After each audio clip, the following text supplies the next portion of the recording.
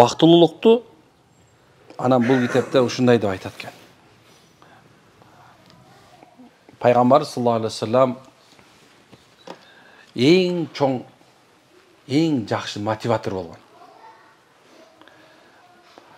Дайыма пайгамбарыбыздын жанына келгенде адамдар духтары көтөрүлүп, жашагысы келип, капырлар канча кордоп атса да, ошолордун жанында ушундай бир тургус, ошолор алар үчүн чымындын канатындай болуп калмас да. Бадырда мусулмандар кыйналып ушундай турганда, алар аз болчу, бирок субханалла, Алла Таала пайгамбар аркылуу аларга 5000 периште келип жардамга турат дегенде, колдорунда таяктар менен чапканда кылычтай башынан капырлардын баштары ырган да. Ушунчалык чоң нерсе экен да булчу. Бардык замандарда адамдар бир алдыга умтулууну өзүнө максат кылып койгон. Бир замандарда качан ислам дини күчтүү болуп, абдан болуп турган мезгилде бардыгы тең алим болуп, дүйнө жүзүнө дин тараткысы келген болчу.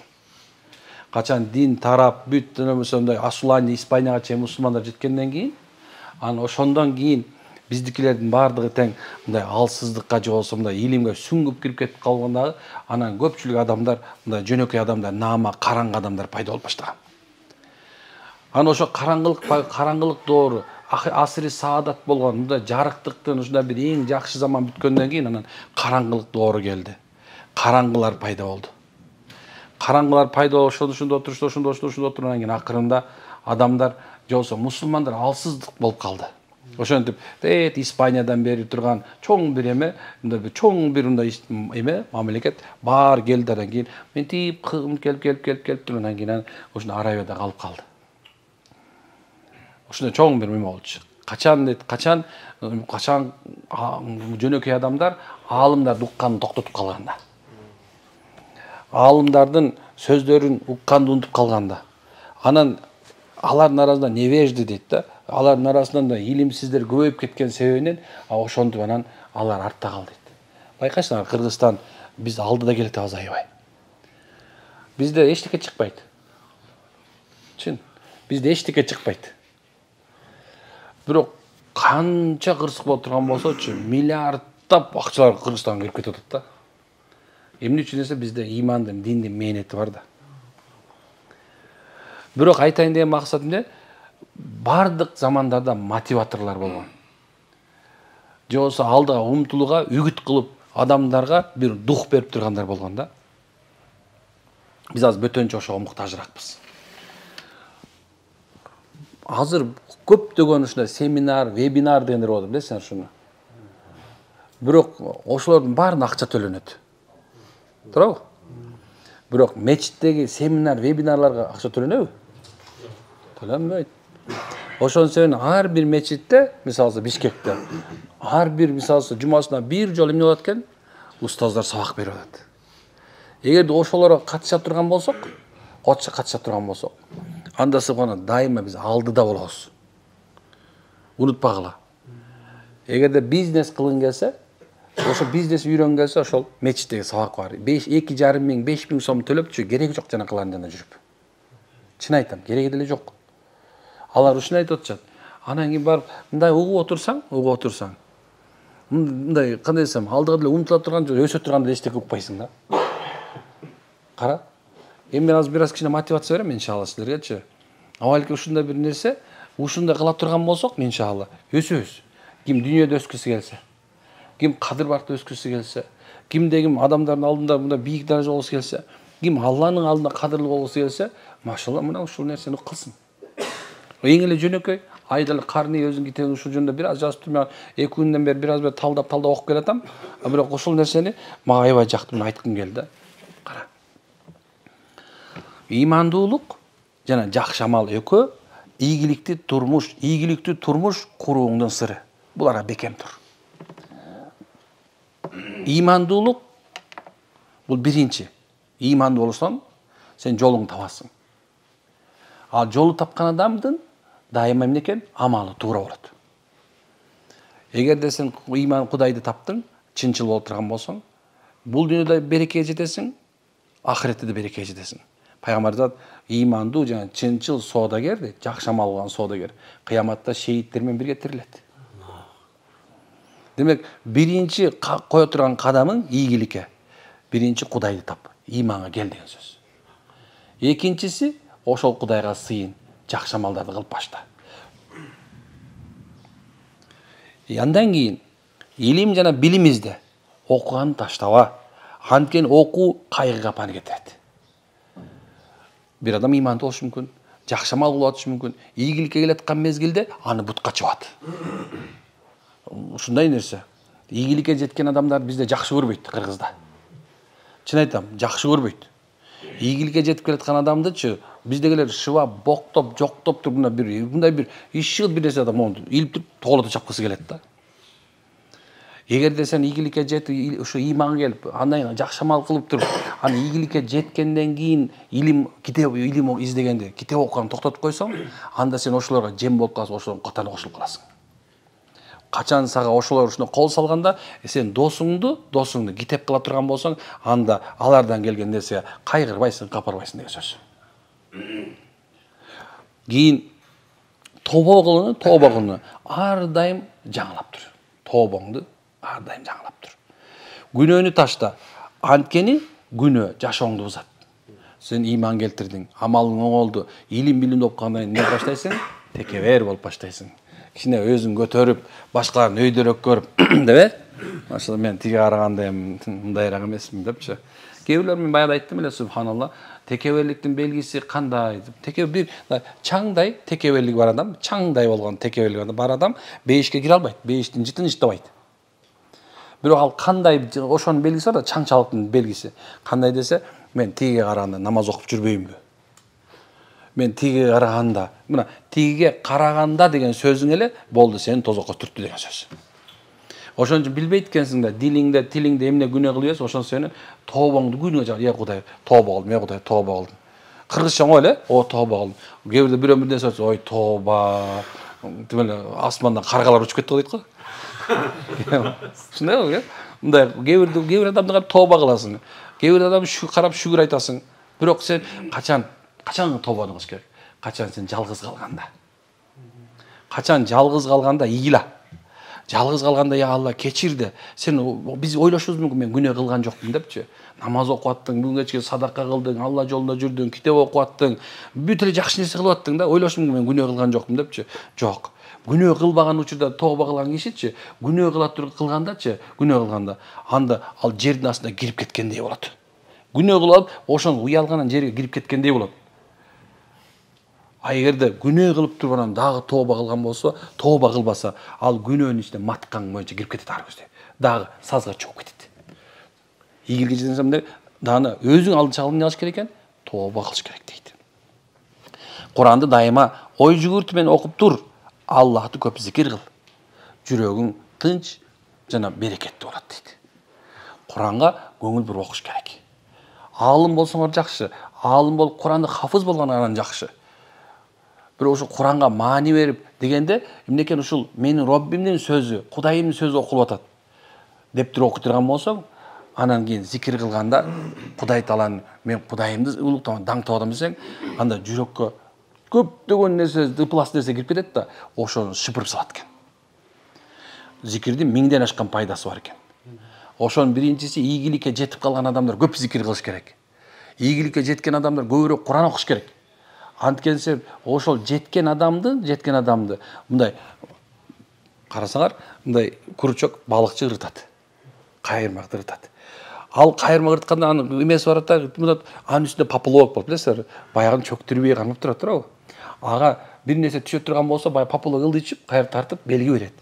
Ошондой эле субханалла ийгиликтүү адамды анда жанагындай поплавогу жана үстүндө кармап турганы, ага түшкөн түшпөгөн билгизип турган нерсеси бул, анын окуган Кураны, кылган зикири болуп эсептелет. Эгерде сен ушу Куран жана зикирге көп амал кыла турган болсоң, бул дүйнөнүн ордуна да баарына дагы чөгүп кетпейсиң, дайыма көтөрүлүп тура бересиң. Бир пайда ушул зикирдин бул пайдасы ушунчалык, сени менен менин жүрөгүмдө канча ийгиликке жетип, канча кыргызда сөз бар го, жана төбөң көккө жетип турса да,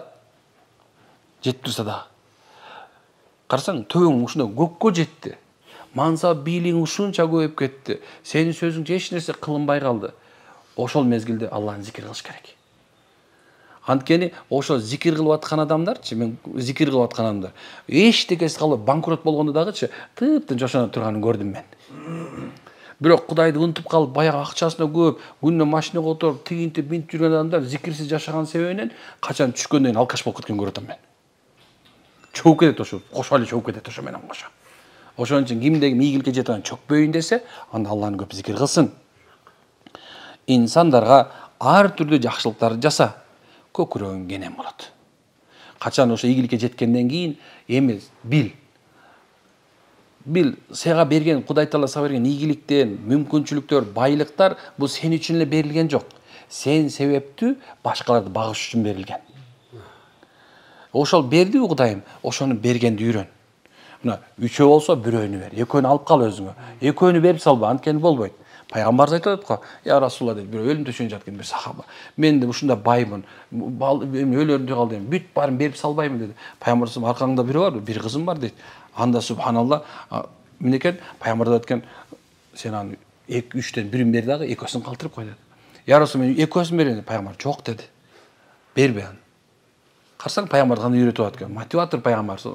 Эми баягы адам дейт, кийин айыгып кетти дейт да. Дагы көпкө жашады дейт. Дегеним ушундай экен, биз качан адамдар ийгиликке жеткенде унутуп калышат. Илгери эле биздин аталарыбыз дан сээп аткан мезгилде мунусу чымчыкка, мунусу карып мискинге, мунусу мага, мунусу болсо жерге деп мынекен ушуну себешчи экен. Ошондо чымчык өзүнүкүн алат, кедей өзүнүкүн алат экен. Жер керек болсо өзүнүкүн алат, анан кийин калганы сеники болуп, ошо менен береке болуп, бир ууч камыр менен бир айылды тойгузуп койгон субханак апаларыбыз, аталарыбыз болгон экен. Ийгилик ушундай. Качан сенин жүрөгүңчү чыныгы Кудай үчүн болуп турган, Кудай Таала сага ийгилик берген болсо, ошол нерсени сен бергенди билсең, анда адамдардын сен көкүрөгүң кенен болот дегени, сен бүт жерге батып кетесиң деген сөз. Бай болгондо адамдар кудум кадимкидей эле бүркүттөй болуп калышат. Учуп кете берет, төйдөлүп кете берет. Анан ылдый жактарды карап туруп, баары тең чычкандай экен дейт. Бул кичинекей болуп калды деп өзүн өйдө көтөрүп берет. Мен асманда булар жетпей калдыма деп ойлойт да. Бирок жердегилер карап туруп, точка ким я деп калат экен. Айырмасы өтө чоң болуп кетти, субханалла. Эми жерге түшкөндө чоң бирөө талп деп түштү деле, тарып түшөт да туурабы? Ошон сөөнө субханалла, качан сага Кудай берип турат, бер. Тартынба, бере бер, эчтеке болбойт анысы. Ал сага эч ким мисалы ийгиликке жеткенден кийин сага бирөө да ыраазы болбойт чын-чын келгендечи. Сен бирөөнү ыраазы кылыш үчүн бербе, Кудай ыраазы үчүн бере бер. Бере бер, эчтеке болбойт. Демек, ийгилик эмнеден башталат экен? Мына ушул. Кийин ийгиликке жеткенден кийин коркок болбо. Эр жүрөк бол. Эр жүрөктөрдүн көкүрөктөрү бийик болот. Коркпо. Кылдыңбы? Эми коркпой кыл. Кылсаң, кылдыңбы, эми коркпой кыл. Баштадыңбы? Аягын ташта эми. Бир кадам койдуңбу? Ар жагын коркпогун. Анткени себеп Кудай Тааланын жардамы бар. Эгер эки анжы болсоң кылба. Анткени сенин жүрөгүңдө эмне бар экен? Коркунуч бар. А коркунуч бар адамдар эч качан ийгиликке жете албайт. Ошон үчүн коркучту эч ким. Сен адамдан да коркпо, жинден да коркпо, 3 тамга деп тергебей эле кой анычы. Бирок андан коркуп келет, 3 тамга деп тергеш анан ушундай бар. Коркпо, жашоодон коркпо. Жашоо өзү ушундай нерсе. Океанда толкун сыяктуу. Толкун ортосунда чоң болот.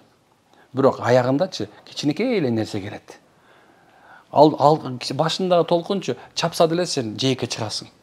Ортодо толкун субханалла ушундай чаба турган чөгөсүң аныгында. Бирок сен башын эле корко турган болсоң, ортосуна баары эмне кереги бар туурабы? Ошон жашоодон коркпош керек. Жашоодо ооруп калгандан коркпо, жашоодон кедей болуп калгандан коркпо, сени тыштап кетет деп коркпо. Сен жашоодо субхан жетпей калам деп коркпогун. Анткени тагдырды билбейбиз. Бүгүнкү күн ушундай нерсе. Эркектер бөтөнчө коркпогула. Субханалла, үй бүлөңдү кантип багам деп коркпо. Кантип аялдарымды багам деп коркпо. Кантип ушундай үй алам деп коркпо. Кантип машина алам деп коркпо. Кантип жер алам деп коркпо. Аялың кетип калса да коркпо, субханалла. Коркпогун, эчтекеден коркпо. Айта турган сөз атасы келген мезгилде айтып кой. Сөз атасы келдиби? Айтып кой. Ал эч нерсе эмес. Айта турган жерде айтып койгон. Анткени аны сынып калбайсың сен. Чындыкты айткан эч качан өлгөн эмес. Туура сөздө тууган жок негизи. Демек, ийгиликке жеткен адам дайыма туураны актак как жарып айтып туруш керек экен. Чындыкты чындай, калпты калптай субханалла түшүндүрүп туруш керек экен. Бул ушунча ийгиликке жете турган адамдар ушундай нерсе. Кийин айтат, жүрөгүңдү көр албастыктан, бузукулуктан, жаман ойлордон жана ар кандай жаман илдеттерден тазала. Болбосо сен ошолорго окшошуп каласың дейт. Көрө албас адам менен жүрсөң ошого эле окшошуп каласың. Ошон үчүн азыртан эле Кудай сага ийгилик берген.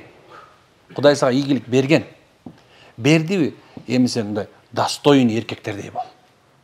Аялдык сапаттарды жүрөгүңөн чыгарып сал. Кайсы нерсени Кудай Таала берип аткан болсо сага, ошол нерсени туура кабыл ал. Бирок боуларга окшоп майдаланып кетпе. Майдалардын иши бул көрө албастык, бул майдалардын иши.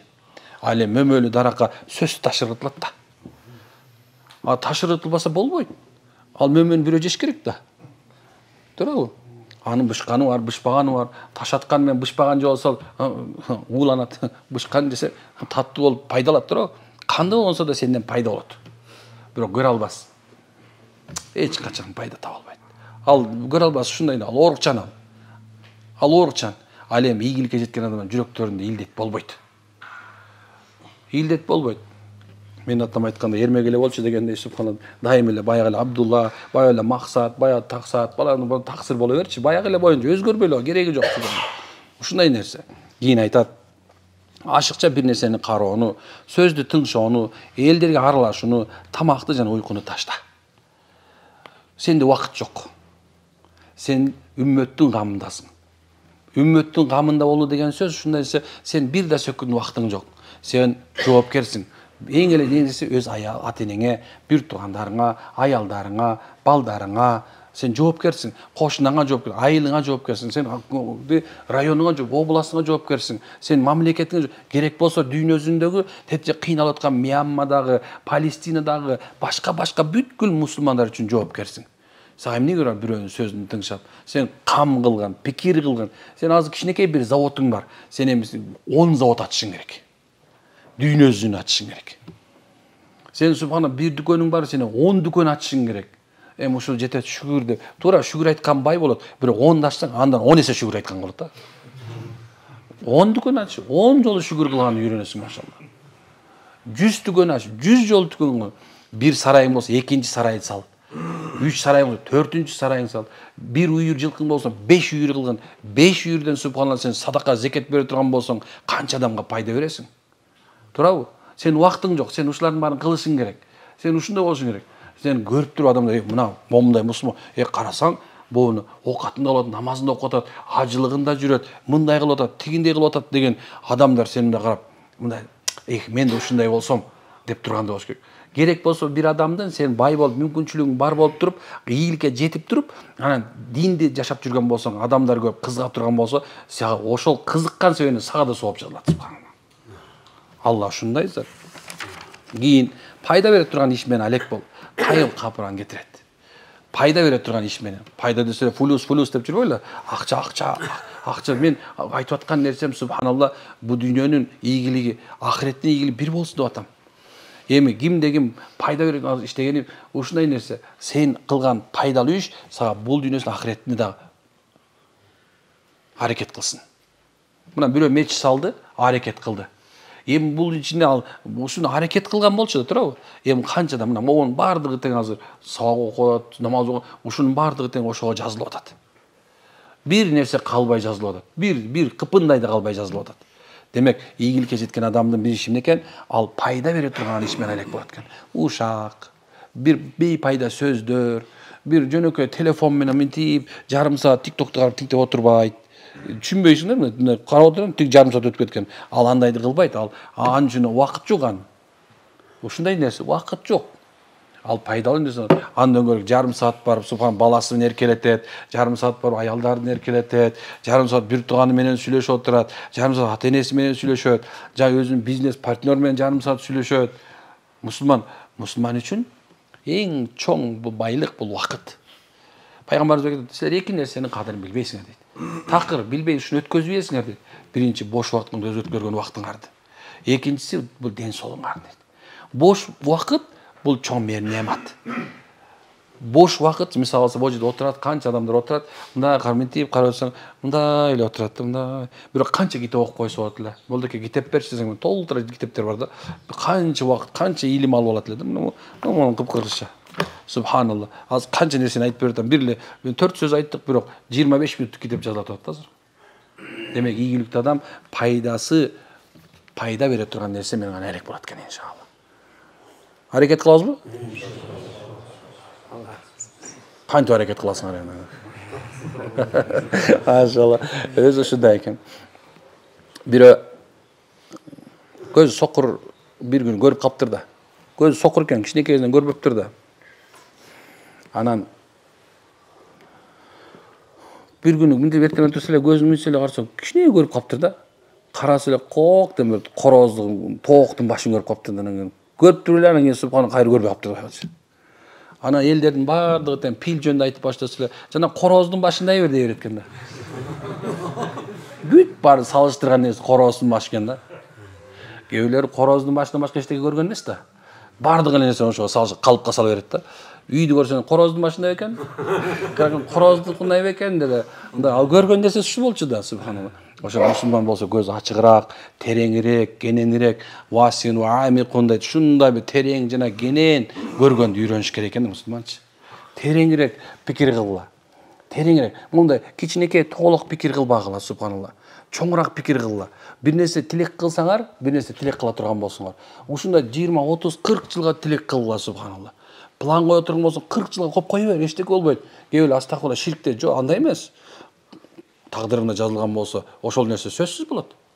Эгер жазылбаган болсо, азыркы жазылганын ала бер. Келечеги эмне болом билбейсиң, өткөн өтүп кетти, бүгүнкү менен жашабайсың, каяка барасың. Туурабы? Мусулмандын пикири ааламга болуш керек. Мусулмандын пикири космоско болуш керек иншалла. Аалам мисалы ушундай болуш керек. Билбейбиз. Айтатабыз, кээ бирлер айтат го, мисалы барбы же жокпу билбейбиз тияктын тигине мындай деп берет го. Мен айтам, жок. Космосто, галактикада жашоо бар.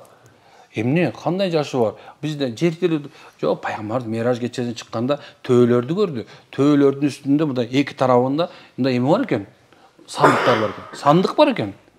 Ошо сандыктын пайгамбар салам билем нерсе болсо билбейм. Алла Таала өкүм берди, кирди. Пайгамбар айтат экен, ошонун ичине киргенден кийин пайгамбар саллаллаху алейхи вассалам ошонун ичине кирдим дейт. Мен ошол жерде карасам эл бар экен дейт. Мен ошого 70 жыл пайгамбарлык кылдым, бар ыйман келтирди дейт. Силер эмне дегеңер бар? Жашоо каякта бар экенин кайдан билесиңиз? Мына туурабы? Пайгамбар Миражга көтөрүлгөн. Миражга көтөрүлгөндө пайгамбарыбыз мындай эле биринчи асманга эмес, Ибрахим алейхиссаламдай. Пайгамбар саллаллаху алейхи вассалам субханалла Муса алейхиссалам Тур Синанан көтөрүлгөн жок. Ибрахим биринчи асманга жетти. Идрис бейишке кирип токтоп калды. Пайгамбар саллаллаху алейхи вассалам болсо андан ары кетти. Арш ааладан өттү.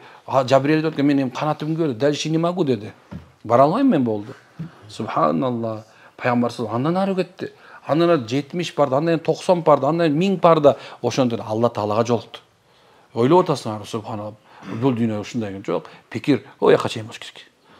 Пикир тияка чейин болуш керек, субханалла. Бул жерде жүрө бербегиле, мындай бир кычка тыгылып алды. Ана өзүңөрчө интрига кылып эле мындай бир офиске кирип алды. Тигини кетириш керек, тигини мынча керек, тигини 5 молдо чогулуп алып тигини кетириш керек. Бул казыны кошмун.